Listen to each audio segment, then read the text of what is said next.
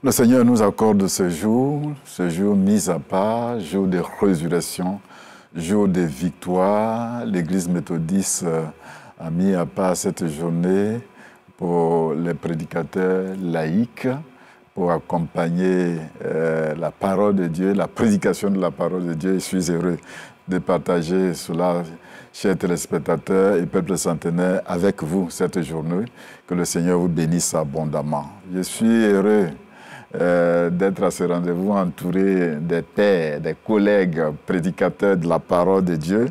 On va commencer par le premier des prédicateurs, en la personne de Hilaire Lasme, qui est le président national des prédicateurs laïcs de l'Église méthodiste unie Côte d'Ivoire. C'est un honneur pour nous. Merci, pasteur. Bonjour à vous. Bonjour à nos auditeurs, à nos téléspectateurs. Voilà. Et que Dieu vous bénisse et vous garde. Merci. Ce n'est pas un ministère facile, hein? Par la grâce de Dieu, on s'en sort. Parce que c'est par la puissance du Saint-Esprit que nous sommes conduits. D'accord. Ensuite, nous recevons notre ami Roland Tchaké. Il est prédicateur, mais il est formateur, c'est ça, du bureau, sur le plan national. Que le Seigneur vous bénisse abondamment. Amen, amen. Merci, révérend. Merci de l'invitation. Salutations aux téléspectateurs et que Dieu nous bénisse. Dieu garde la Côte d'Ivoire. Merci. Dieu garde vraiment la Côte d'Ivoire parce qu'il faut prêcher la parole de Dieu et même les femmes. Mais ailleurs, les gens pensent que les femmes n'ont pas le droit de prêcher la parole. Mais je suis heureux d'accueillir et avec beaucoup de fierté Angéline Wilson. Elle est prédicatrice au Jubilé. En même temps qu'elle est prédicatrice, elle est PL. Président des laïcs de son église locale, passe dans le district de Dabou. Bonne arrivée à vous. Oui, merci, révérend. Nous bénissons le Seigneur qui nous utilise à tous les postes. Nous, on est fiers de présenter les femmes comme annonçant la parole de Dieu, des pasteurs, des prédicatrices, et c'est vraiment un honneur pour nous parce qu'on n'en a pas peur. Elles étaient les premières. C'est ça, non? C'est ça. Elles étaient les premières à aller à la tombe et c'est à elles qu'on a dit allez-y annoncer aux disciples. Nous recevons aussi notre ami Pacom Ngou. Il est élève prédicateur. Tout à l'heure, vous allez comprendre les termes. Au Jubilé de Cocody. Bonne arrivée aussi à vous. Merci, pasteur. Oui. Je suis très content de parler au nom de tous mes autres collègues en formation dans cette prestigieuse corporation qu'est l'Organisation des prédicateurs. Vraiment. Et pour nous, nous apprenons toujours. C'est pour cela que nous sommes là. En même temps aussi pour recevoir des instructions de la part de nos responsables et puis en même temps aussi partager notre expérience de personnes en formation, de serviteurs en formation. Voilà. Oui, il fallait qu'il soit là pour qu'il soit en costume. Pour faire la différence. On va demander à Mme Wilson de lever la voix pour présenter son mot au Seigneur. Prions Dieu. Nous voulons te bénir, nous voulons te rendre grâce, Père éternel, Dieu créateur, toi qui nous as permis de voir le jour et qui a guidé nos pas jusque dans cette maison, Seigneur, où nous parlons de toi. Seigneur, nous ne pouvons pas commencer sans toi parce que nos vies sont en tes mains. Merci d'être l'invité invisible. Assiste-nous. Permets, Seigneur, que nous puissions annoncer l'Évangile à ton peuple à travers la télévision. Que ton nom soit infiniment béni. Dirige ces moments au nom de ton Fils Jésus-Christ, le ressuscité.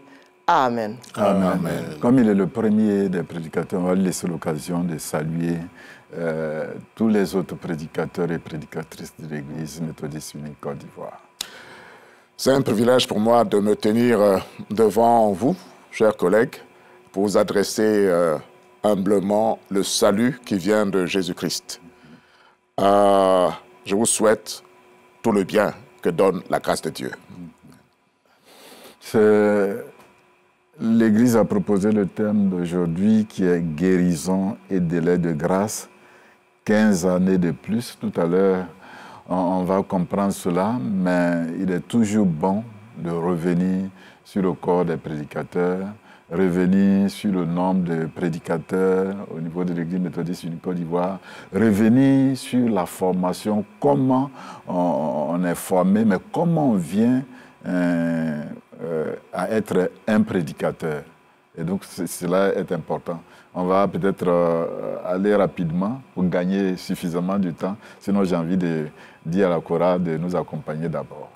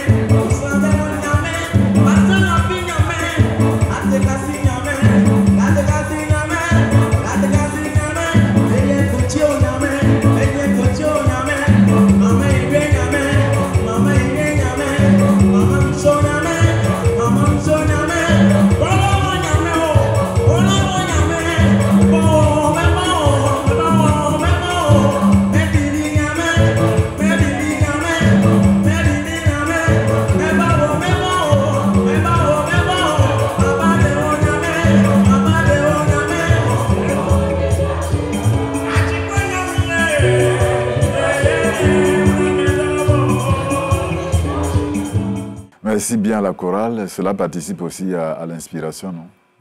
Oui, oui, oui, la chorale, la louange participe effectivement à l'inspiration du prédicateur, de l'homme de Dieu.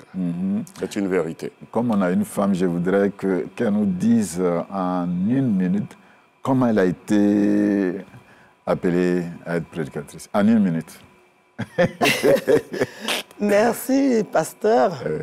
Comment on est appelé à être pasteur, à être prédicateur? Eh bien, Dieu parle tantôt... Non, c'est personnel, hein, à vous. Je m'adresse à vous. Oui, merci beaucoup. Dieu parle tantôt d'une voix, tantôt d'une autre.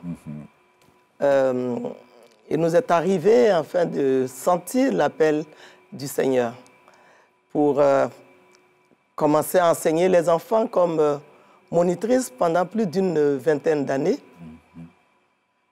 Nous avions comme un aimant qui nous attire à aller au-delà des enfants pour distiller l'Évangile. Comme Jésus l'a dit, faites de toutes les nations mes disciples.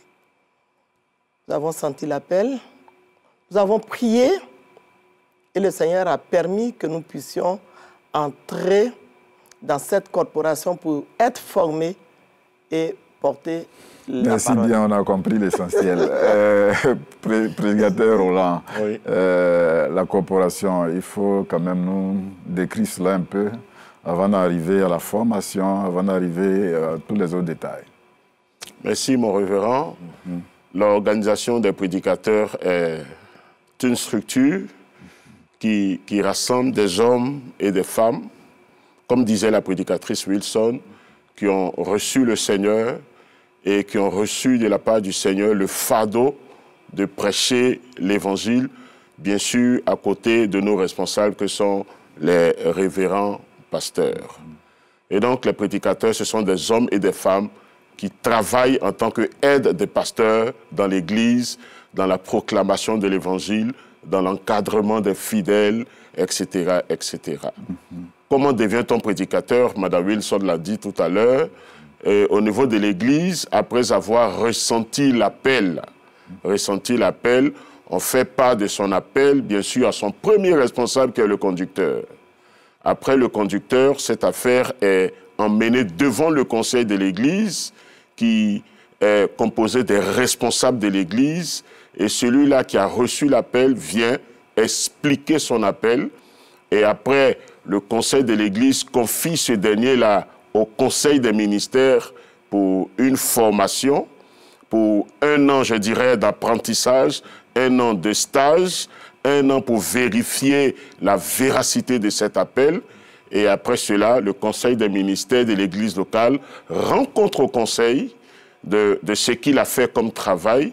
Et après ce compte rendu, le conseil confie maintenant cet élève-là, ce jeune aspirant à la prédication, au collège local des prédicateurs pour qu'il soit formé, pour qu'il soit présenté, sa candidature soit présentée à la structure suprême de notre organisation au niveau des districts pour que la candidature soit reconnue.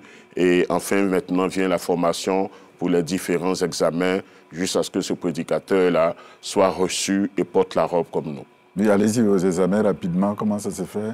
Il y a 3 niveaux d'examen au cours de la formation. Il y a le premier examen qui est le grade d'exhorteur. Quand il est reçu, il est présenté au niveau du district. Il a le grade d'exhorteur. Après le grade d'exhorteur, il fait un examen pour aller au grade de sous-épreuve. Donc, après le premier examen, dès qu'il est admis, il devient prédicateur sous-épreuve. Après le grade de sous-épreuve, il laisse passer encore 1 an de formation. Et après cette année de formation, il va à un autre examen, qui est l'examen des sous-épreuves au grade de plein droit. Et quand il est plein droit, il fait encore une autre formation. On appelle le prédicateur en titre. Oui, c'est après cela. Le prédicateur en titre vient après. Ah d'accord, d'accord. Okay. Le prédicateur en titre vient après. Il est plein droit. Certains districts l'appellent plein droit prêché. Parce qu'il a un autre examen qui est l'oral. Et donc, après l'oral, quand il est admis, déclaré admis, il est reçu par son district. Cela se fait quelquefois lors du synode ou d'un culte spécial organisé par le district. Et il reçoit les attributs, il reçoit la robe, il reçoit les pendants et autres. Il est habillé et il est présenté au Seigneur, consacré dans le ministère de prédicateur. Et c'est alors qu'il devient prédicateur en titre. Comment est né le ministère des prédicateurs à l'Église?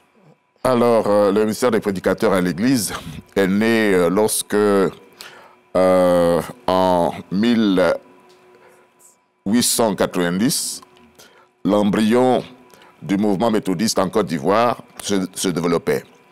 À cette époque, il y avait des émigrés des pays limitrophes qui tenaient des cultes. Et à un certain moment, en 1924, des missionnaires sont arrivés pour organiser de manière formelle le corps des prédicateurs. Mais déjà en 1914, William Wade, qui était un prédicateur libérien, est passé d'une manière fulgurante pour purifier par l'évangile la côte, toute la côte de la Côte d'Ivoire. Le littoral, en fait, le littoral. Et donc, en 1924, soit 10 ans après, les missionnaires sont venus pour organiser formellement le collège des prédicateurs. Donc, de 1924 jusqu'à 1998, le corps des prédicateurs existait, mais n'était pas organisé. Il a fallu qu'en 2002, les circuits et les secteurs soient organisés. Des collèges, des circuits et des secteurs ont été organisés. Et plus tard, en 2006, dans la plupart des districts de l'EMUCI, les structures sont devenues formelles. Mais ce n'est qu'en 2013 que l'organisation, le 8 juin 2013, que l'Organisation nationale des prédicateurs a été véritablement mise en place. Voilà. Oui. Aujourd'hui, on compte combien de prédicateurs à l'Église méthodiste sur le plan national? Sur le plan national, nous avons en ce moment 4520 et quelques prédicateurs. Voilà. D'accord. Voilà. Vous voulez dire quelque chose? Oui, en fait, c'était la même réponse par rapport au nombre de prédicateurs. Nous sommes plus de 4000 prédicateurs. Plus de 4000 prédicateurs. Les élèves ne sont pas comptés? Si, les élèves sont comptés. Les élèves sont comptés, oui, c'est avec les élèves que nous sommes plus de 4000. Voilà. Parce que dès que tu es dans la base de données de ton district, tu fais partie des prédicateurs. Voilà. On attend juste la fin de la formation pour t'habiller, mais tu es pris en compte comme étant prédicateur de la parole de Dieu. Je crois que la formation, elle est indispensable en tant que formateur, premier responsable de la formation. Comment ça s'est fait? Est-ce que ça dépend de chaque district, chaque communauté, chaque secteur? Comment ça s'est fait, la formation? Oui, nous sommes en train de régler cette question-là pour que la formation soit uniforme. Sinon, pour le moment, la formation est laissée à la charge de chaque district, de procéder à la formation des prédicateurs, des nouvelles candidatures à la prédication. Mais par la grâce de Dieu, cette année, nous sommes en train d'expérimenter une formation uniforme sur toute l'étendue du territoire, une formation qui va concerner en même temps tous les districts par des modules que nous allons communiquer, que nous avons même commencé à communiquer au président des districts. Vous avez déjà commencé à communiquer cela? Oui, ces modules au président. Donc on peut en parler, il n'y a pas de problème. Oui, avec le président Lapsiler qui pourra nous donner quelques thèmes du module, des différents modules. Je sais qu'il y a un module sur le mariage, parce que nous avons trouvé nécessaire d'insister sur la vie matrimoniale des prédicateurs, parce que nous sommes des hommes de Dieu, des hommes mis à part pour le Seigneur, et les premières personnes qui participent avec nous dans notre ministère, ce sont nos épouses pour les prédicateurs hommes, ce sont les époux pour les femmes. Donc il est important pour chacun de nous que la vie familiale, le coco familial, soit une source de bénédiction pour le prédicateur. Donc nous avons commencé véritablement à insister sur la vie familiale, sur le mariage, montrer au prédicateur qu'il est important de se marier, surtout de faire bénir son mariage. Mais si le prédicateur n'a pas de femme? Oui, c'est une question difficile à laquelle nous réfléchissons. Et nous leur avons même dit que s'ils n'ont pas de femmes, qu'il n'y ait pas aussi de copines. Oui, ça c'est juste, ça c'est la vérité. Voilà, qu'il n'y ait pas de copines, qu'il n'y ait pas de concubines, qu'il n'y ait pas de concubines. Et s'ils prétendent au mariage, qu'ils partent faire la dot dans la famille de la femme qu'ils aiment et qu'ils remplissent toutes les conditions par rapport au mariage et qu'ils viennent à la prédication. Parce que même une décision a été prise au niveau de l'organisation de prédicateurs, en ce sens que tous les prédicateurs qui ne se seront pas mariés ou qui n'auront pas fait bénir leur mariage, même s'ils finissent la formation, ne seront pas reçus en tant que prédicateurs en titre. Tout à fait. Tout ce contrôle va se faire et même dans les hameaux. Absolument. Absolument. Oui, et nous travaillons à cela. Vous aurez des communautés qui n'auront pas de prédicateurs pour que la parole de Dieu soit annoncée. Hein? Ce sera vraiment difficile. Ce sera vraiment difficile, mais le Seigneur nous aidera parce que c'est un message important, le mariage.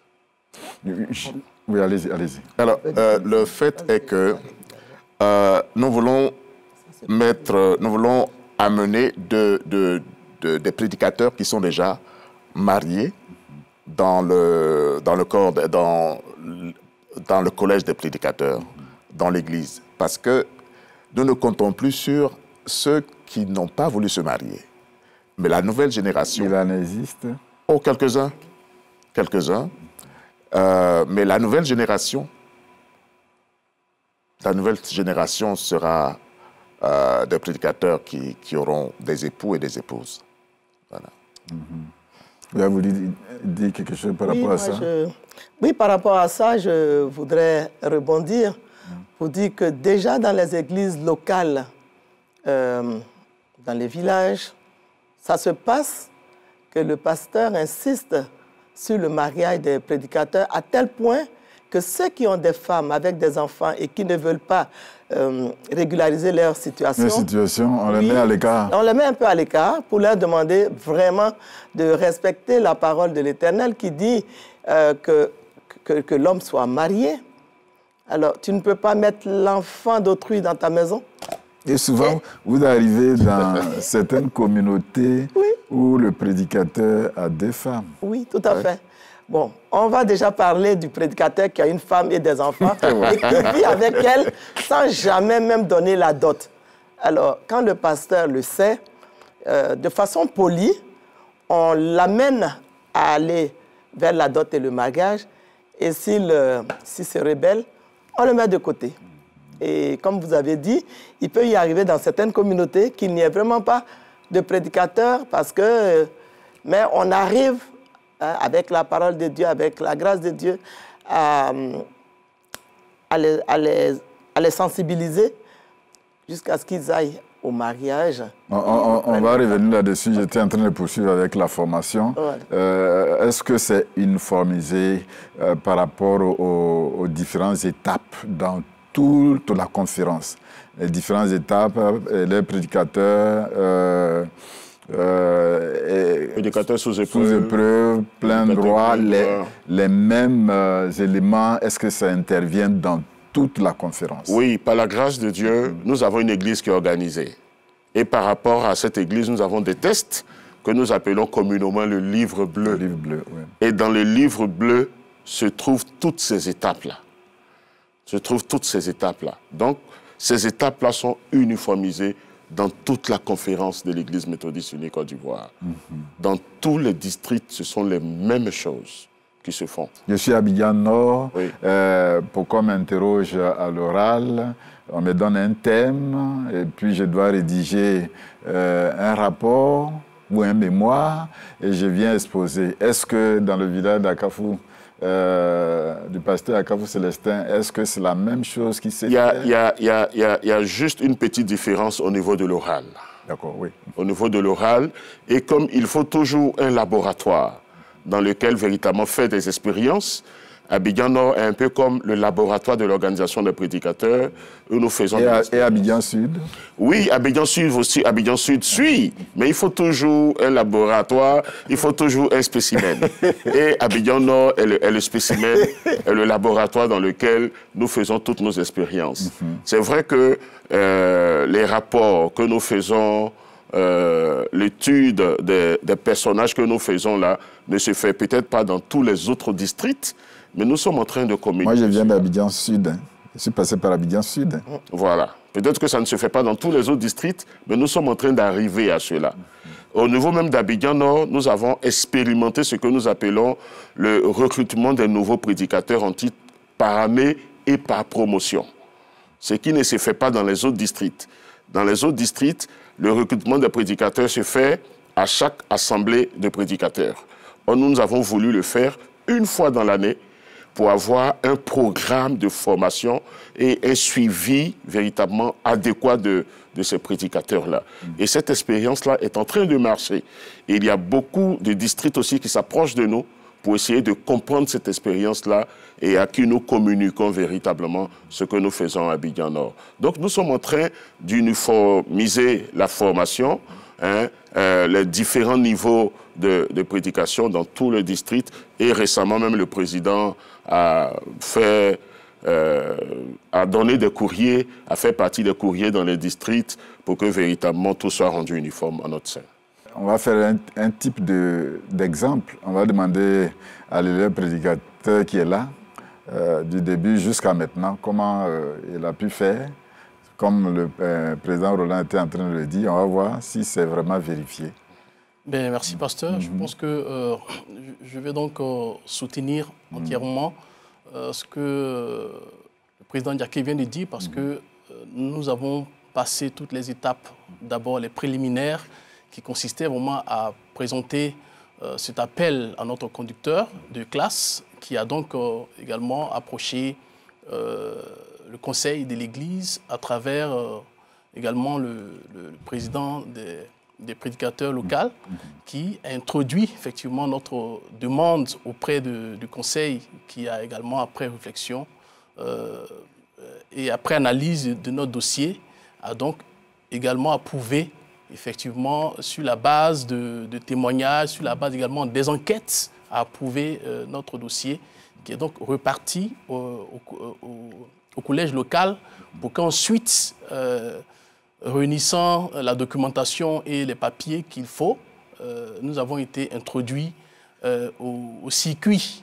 Voilà. Et donc, après l'Assemblée des circuits, nous sommes remontés également à l'Assemblée des prédicateurs du district. Et donc, c'est de cela que nous avons été confirmés en tant qu'élèves exhorteurs, en tant que prédicateurs exhorteurs. Et par la suite, les formations ont continué.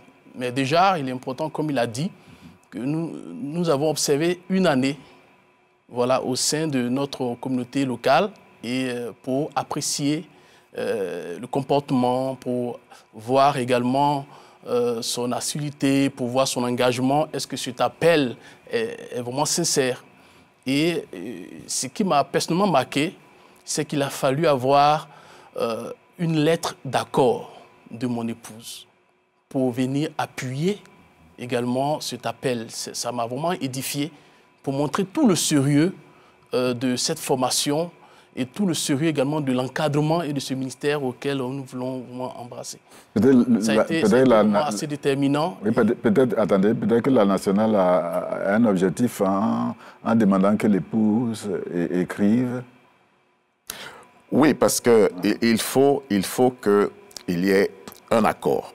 D'accord. Il faut qu'il y ait un accord, parce que si l'un a reçu l'appel et que l'autre n'adhère pas, il y aura discorde dans le couple. C'est récent?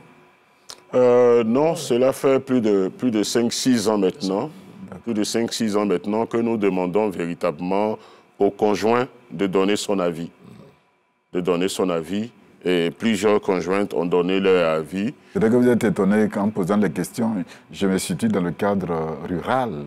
Comme vous êtes à Abidjan, ça s'est fait comme ça, mais est-ce que chez nous, ça s'est fait la même chose au village là-bas? Mais comme on a dit, c'était un laboratoire. C'était un laboratoire et par la grâce de Dieu, ça commence à aller vers l'intérieur, vers les villages et autres. Dans un village, pour un de nos frères qui devait être prédicateur, nous avons vu le refus de son épouse. Il a dit non, il ne peut pas être prédicateur, qu'il a deux visages.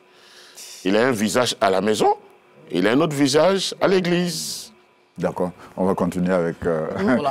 rapidement. Effectivement, cette partie m'a marqué, mais en même temps, quand j'ai passé cette étape, ben, j'ai été reçu par le collège local et ma formation également a continué. J'ai reçu donc un encadreur avec qui je prépare mes exposés. Comment on l'appelle? Le directeur de formation. Avec qui je prépare mes exposés, étant donné que c'est le lectionnaire qui nous conduit. Donc toutes les fois que nous devons exposer, ben, il regarde, il apprécie, il donne, il fait les critiques, et puis on corrige. Et par la suite, on a une réunion d'ensemble avec le collège des prédicateurs local pour exposer, pour que chacun des formateurs puisse vraiment donner son appréciation. Après cela, on vous met en situation réelle. On vous programme, en local toujours, on vous programme, soit pour certaines communautés premier culte ou bien pour certaines deuxième culte, mais vous êtes programmé et vous prêchez. Et l'Assemblée vous écoute. En même temps, vos encadreurs aussi sont là, ils vous assistent. Et j'avoue que ce n'est pas une mince affaire, mais c'est passionnant parce qu'on constate que nous sommes en train d'être formés. Ça, c'est vraiment local. Lors des examens, vous êtes également programmé. Vous avez déjà fait un examen? Oui, là pratiquement, j'ai fini de passer tous les examens. Il me reste donc l'oral. Les enfants de formation. Voilà, en fin de formation. Okay. Et nous sommes une promotion qui allons donc sortir par la grâce du Seigneur avec l'appui de nos responsables à la date du mois d'octobre. Il faut dire que ces différentes programmations qui se font, vous sortez carrément de votre cadre habituel. C'est-à-dire, vous sortez de votre communauté locale pour être affecté ou bien pour être programmé dans une autre communauté que vous ne connaissez pas du tout et qu'il faille maintenant aller pour découvrir. Et il faut le dire, je veux donc remercier nos formateurs, nos présidents qui ont inclus la prédication en langue locale. C'est très important parce que des fois, on oublie que, d'après tout, nous sommes issus d'une souche Et aller prêcher dans ta langue, c'est un défi.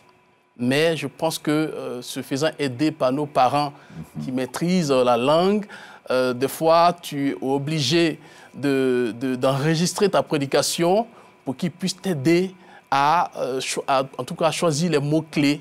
Et j'avoue que c'est vraiment des expériences assez passionnantes et nous continuons toujours. Merci bien. Ce processus, apparemment, il est long. C'est un bénévolat? Oui, la prédication est un bénévolat. C'est un bénévolat, mais par la grâce de Dieu... Le prédicateur? Oui, il est bénévole. D'accord. Il est bénévole et en fait, il est soutenu par la grâce de Dieu. Et je voudrais rebondir sur ce qu'il a dit concernant les langues locales. Tout à l'heure, vous avez demandé si, pour présenter son mémoire, est-ce que les prédicateurs ruraux peuvent le faire? Oui, parce qu'ils maîtrisent la langue. Ils comprennent également la parole de Dieu. Ils prêchent. Donc, ils peuvent préparer la mémoire avec l'aide de avec l'aide de leurs formateurs. Des formateurs peuvent même aller d'Abidjan pour les encadrer, pour leur apprendre comment est-ce qu'on présente le mémoire. Mais ce sera dans leur langue locale. Ils peuvent le faire. Ils maîtrisent la langue. C'est possible. Est-ce que vous avez compris mon bénévolat? Oui. Oui, nous ne sommes pas salariés. Tout à fait. Donc, c'est vrai que chacun de nous, par la grâce de Dieu, a une activité professionnelle. D'accord. Mais l'Église ne nous paye pas. D'accord. L'Église ne nous paye pas. Voilà, c'est pour cela qu'on appelle les prédicateurs laïcs. Voilà, il y a toute une différence aussi. Parce que, bon, le laïc dans l'Église...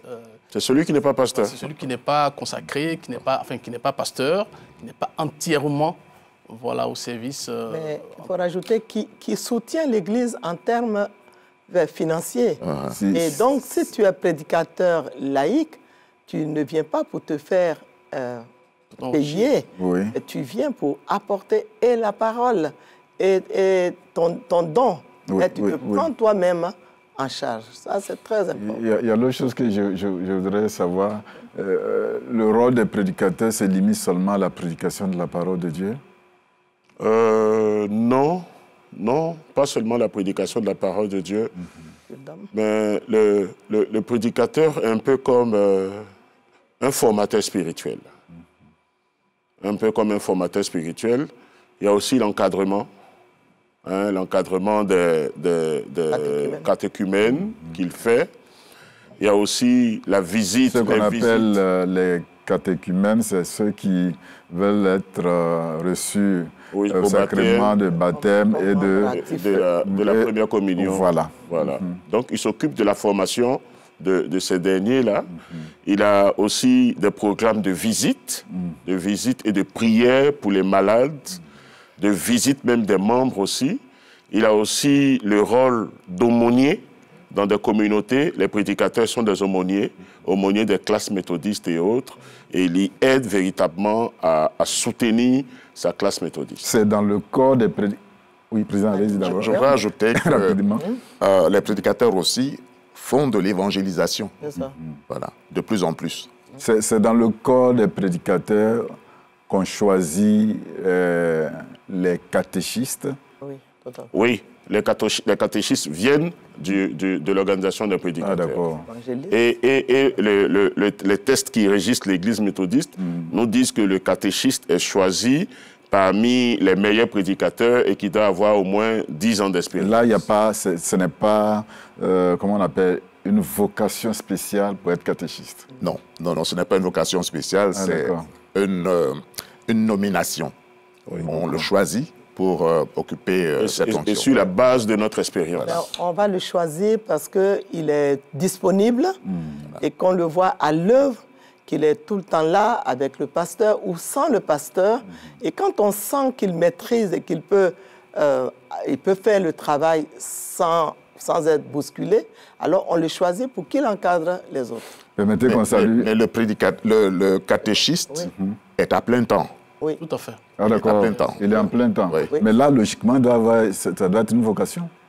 Il a déjà la vocation d'être prédicateur, Voilà. mais pour qu'il soit en plein temps. Oui, pour qu'il soit en plein Et à temps, sa disponibilité. on observe sa disponibilité, on D'accord. observe ses talents, et puis on peut le choisir comme catéchiste pour aider le pasteur. On va saluer tous les catéchistes. Ils ont aussi leur corps aujourd'hui. Hein. Oui, aujourd'hui, Ouais. ils ont leur organisation, l'organisation des catéchistes. Si, si. Donc nous les saluons. On va saluer tous les catéchistes. Moi, je vais saluer particulièrement le catéchiste Abouré Patrick d'Abidjan Sud. Son épouse aussi est à côté de lui, Tatiana Abouré. Oui. Je voudrais vraiment les saluer et les encourager. Voilà. À votre suite, saluez aussi tous les catéchistes d'Abidjan Nord, d'Abidjan Sud, c'est cela. et de tous les districts, véritablement, c'est vrai. que Dieu les Vraiment, bénisse. vraiment. Ah, c'est vrai, ils font du boulot. De toute l'Église. Oui. Voilà. Moi, je voudrais... Non, je voulais... Non, laissez les salutations. Je voudrais qu'on vive un peu l'expérience de la PL et du prédicateur. C'est ça, non? Oui. En quelques minutes. Merci, révérend. C'est une expérience enrichissante. Parce que quand tu es au contact de la parole de Dieu et que tu es le premier ou la première responsable d'une communauté, cela facilite l'animation et l'encadrement. Parce que tu ne peux pas participer à une réunion du Conseil des ministères sans comprendre le fond de ce qu'ils font. C'est pour cela qu'à un moment, l'Église a demandé que le laïc, le président des laïcs ou la présidente des laïcs, soit aussi... Oui, je voudrais souligner cela. C'est un test de l'Église. Oui, tout à fait. Hein, pour que vous soyez un président de laïc, il faut que vous soyez prédicateur. Ou bien? Non, l'Église ne l'a pas dit de manière expresse, mais le niveau spirituel de l'Église nous a donné de comprendre qu'il serait bien que pour être président des laïcs, il faut être prédicateur. Parce qu'en fait, un président des laïcs, c'est un leader spirituel. C'est quelqu'un qui conduit un peuple. Et s'il n'est pas spirituel, n'a pas de base spirituelle, il n'est pas homme de Dieu, il ne connaît pas le Seigneur, il conduira le peuple à la dérive. Mais si c'est quelqu'un qui est chrétien, qui est spirituel, qui prend soin lui-même de sa vie, qui annonce la parole, ce qui veut dire qu'il connaît la parole de Dieu, il pourra conduire le peuple à bon port et conduire le peuple dans la volonté du Seigneur. Voilà pourquoi nous encourageons que les PL viennent des prédicateurs. Ce n'est pas une loi. Les présidents de laïcs. Les présidents de laïcs. L'abréviation simplement PL. Oui, les présidents de laïcs viennent des prédicateurs. Ce n'est pas une loi. Nous avons des églises où les présidents de laïcs ne sont pas prédicateurs, mais qui font bien le travail. Mais nous voyons qu'à 90%, la plupart des présidents de laïcs viennent de l'organisation des prédicateurs et c'est à saluer. Merci bien. J'espère que Dieu vous accompagne dans ce ministère. Amen. On peut pouvoir s'arrêter là parce qu'on n'a pas suffisamment de temps. Aujourd'hui, c'est la journée. Le culte officiel se fait où? Le culte officiel a lieu dans le district d'Agnaman, au village d'Ebempe. Nous saluons le très révérend professeur Ou, Nathanaël Ou, qui est le surintendant du district d'Agnaman. Oui, Oui. absolument. Qu'est-ce qu'on fait aujourd'hui? Alors aujourd'hui, c'est le culte officiel. Pendant toute la semaine, nous avions eu des activités et aujourd'hui, c'est le culte officiel à Ebempe. À partir déjà tout à l'heure à 9h30, le culte va démarrer. Nous invitons tous les frères et sœurs d'Agnaman à nous rejoindre rapidement à Ebempe et nous-mêmes de là, rapidement nous irons à Ebempe pour le culte officiel. On va donner... La particularité pour ce dimanche-là, c'est que les prédicateurs qui ont au moins 20 ans de ministère recevront une attestation d'honneur. Une attestation de reconnaissance. Il faut vraiment les encourager. Voilà. Mais il y a quelque chose en bas? Non, non. Ce sont vraiment des attestations que nous pouvons donner pour, pour véritablement les encourager à continuer l'œuvre. Absolument. Le message qui sera prêché dans toute la communauté, dans toute la conférence, le thème, nous l'avons dit, guérison et délai de grâce, 15 années de plus. On va écouter le prédicateur Lasmila, il est...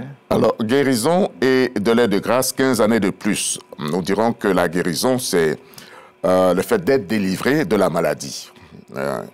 Et le délai de grâce, c'est un temps accordé par faveur. On peut rappeler le texte? Le texte se trouve dans 2 Rois 20, de verset 1 au verset 11. Quel est le verset que vous avez? Les versets clés sont tirés du chapitre 20, versets 5 et 6. On va le lire quand même. D'accord. 2 Rois, chapitre 20, versets 5 et 6, et nous lisons « Retourne et dis à Ézéchias, chef de mon peuple, ainsi parle l'Éternel, le Dieu de David, ton père. J'ai entendu ta prière, j'ai vu tes larmes.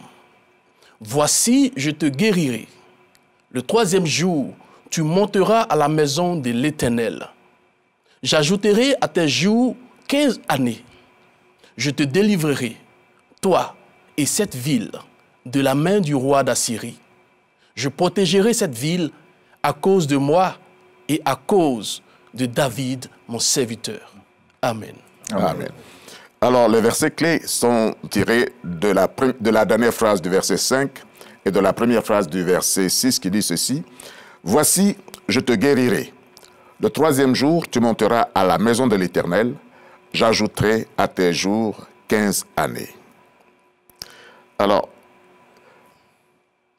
le texte nous parle d'Ézéchias, mais qui est Ézéchias? Ézéchias, d'abord, le nom signifie « Dieu fortifie » ou « Dieu a renforcé ». C'est un roi de Juda qui a régné à la fin du 8e siècle avant Jésus-Christ. Il avait 25 ans lorsqu'il devint roi et il régna 29 ans. Sa mère s'appelait Abi, fille de Zacharie. Il fit ce qui est droit aux yeux de l'Éternel, entièrement comme avait fait David son père.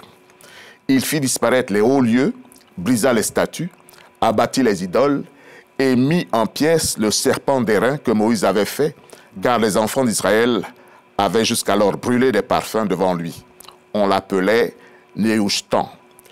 Il mit sa confiance en l'Éternel, le Dieu d'Israël, et parmi tous les rois de Juda qui vinrent après lui ou qui le précédèrent, il n'y eut point de semblable à lui. Il fut attaché à l'Éternel. Il ne se détourna point de lui et il observa les commandements de l'Éternel que Moïse avait prescrits. L'Éternel fut avec Ézéchias qui réussit dans toutes ses entreprises. Voici le témoignage que le chapitre 18 de 2 Rois 20, de 2 Rois donne du roi Ézéchias. Mais revenons à notre texte. En ce temps-là, Ézéchias fut malade à mort. En ce temps-là, c'est-à-dire c'est le temps où, la période où Sankérib, roi d'Assyrie, assiégeait Jérusalem. C'est à ce moment-là que Ézéchias tomba gravement malade. C'est donc au moment où son peuple avait le plus besoin de lui qu'il apprend qu'il va mourir. Plus grave encore, c'est qu'il n'avait pas d'enfant. Ce qui signifie qu'au moment où Isaïe venait de lui annoncer qu'il va mourir, il n'y avait personne pour assurer sa descendance. Pourtant, à l'annonce de sa mort, Ézéchias ne se plaint pas. Il ne murmure pas. Ézéchias, reconnaissant la souveraineté de Dieu, accepte avec humilité la décision du Seigneur et lui demande une seule chose. Souviens-toi. Ô Éternel, souviens-toi que j'ai marché devant ta face avec fidélité. Prédicateur, la fidélité, c'est la qualité de celui qui est attaché à la vérité, qui est sincère, qui est constant dans sa marche. C'est quelqu'un qui tient ses promesses. Sa parole est précieuse. Quand il la donne, il ne la reprend plus. C'est quelqu'un qui remplit ses devoirs et qui est ferme dans ses engagements. La fidélité est un attribut de Dieu. Il dit, souviens-toi que j'ai marché devant ta face avec intégrité de cœur.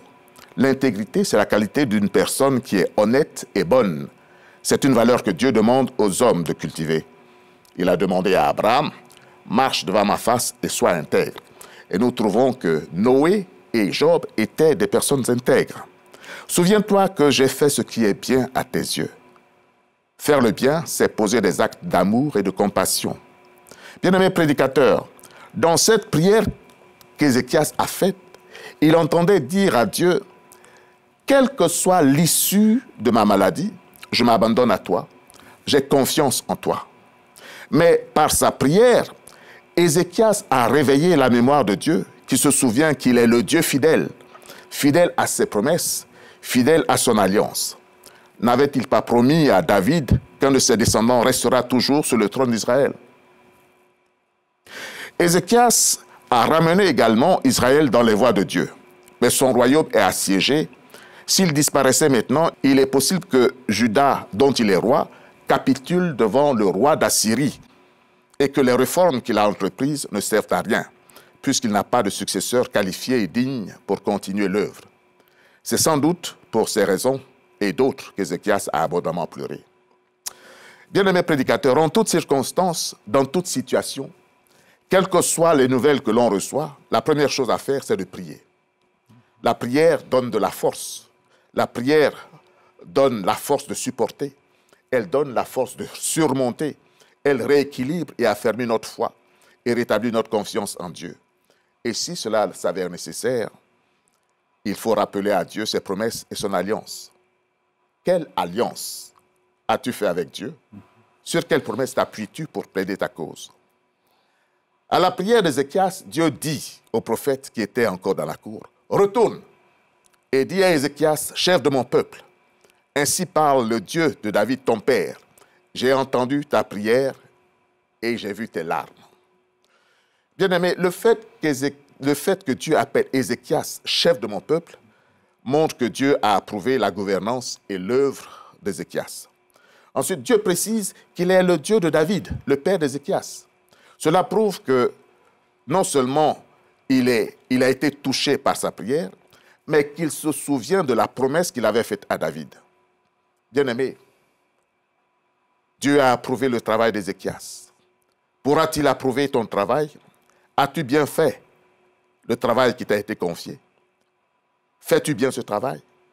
Nous sommes exhortés à travailler et à faire toutes choses pour la gloire de Dieu. Ne travaillons pas en vain. Dieu a été touché par la prière d'Ézéchias et s'est souvenu de son alliance avec David. Il dit, « Voici, je te guérirai.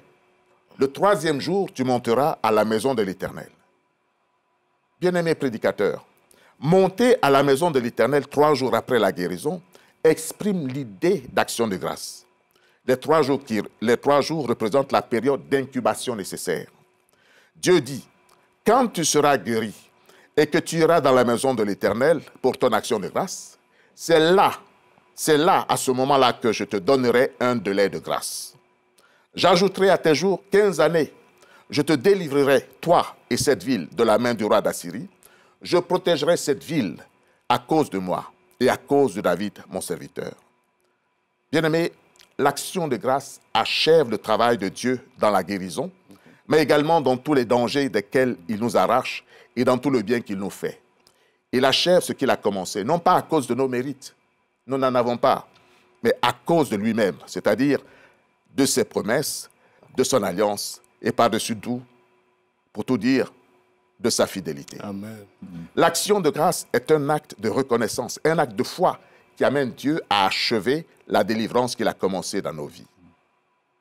Ensuite, Dieu montre à Ézéchias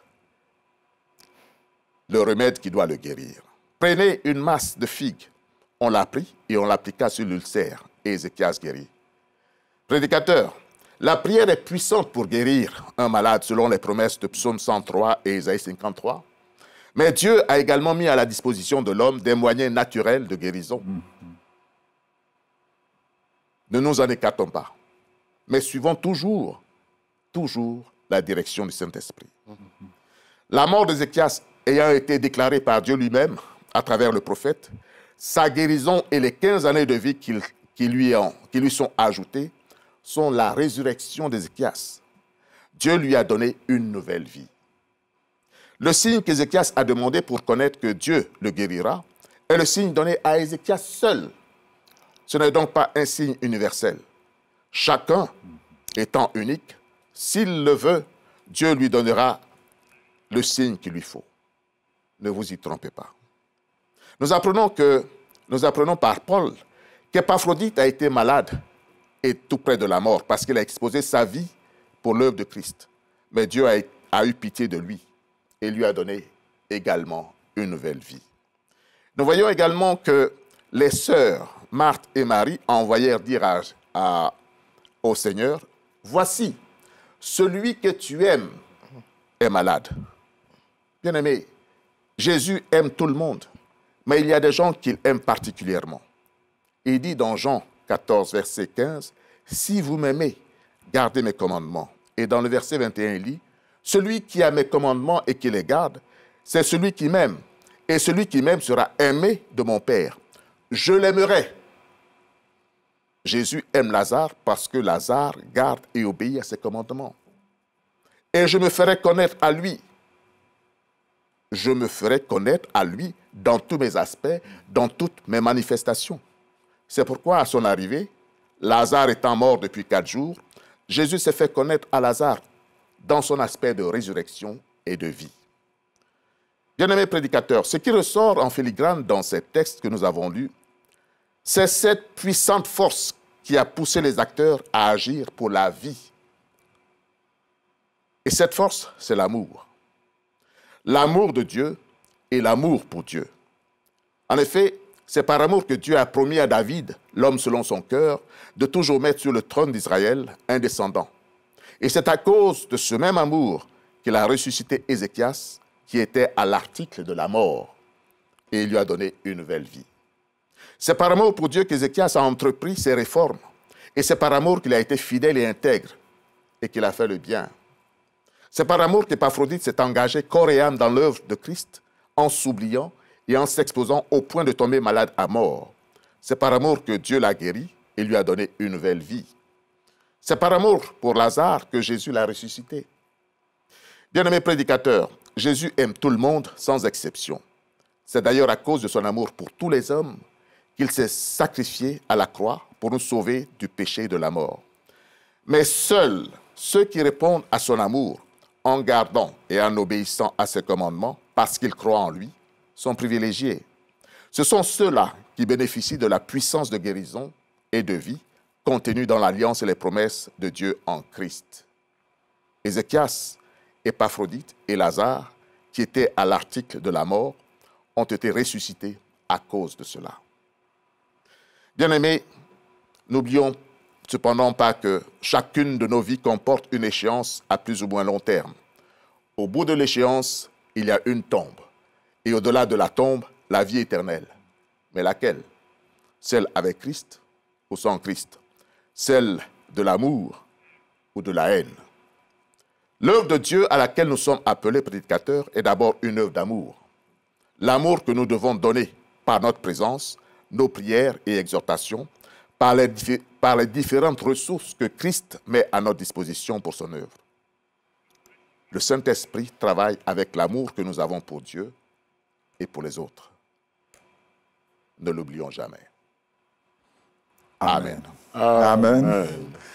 Nous sommes arrivés au thème de notre rendez-vous de ce jour, qui est dédié aux prédicateurs laïcs. Ça a été un plaisir pour moi de partager ce moment. Nous avons demandé que les autres puissent nous rejoindre pour que nous puissions dire au revoir au peuple de Dieu, mais surtout demander que les prédicateurs devraient être logiquement un modèle pour que la parole de Dieu puisse aller plus loin.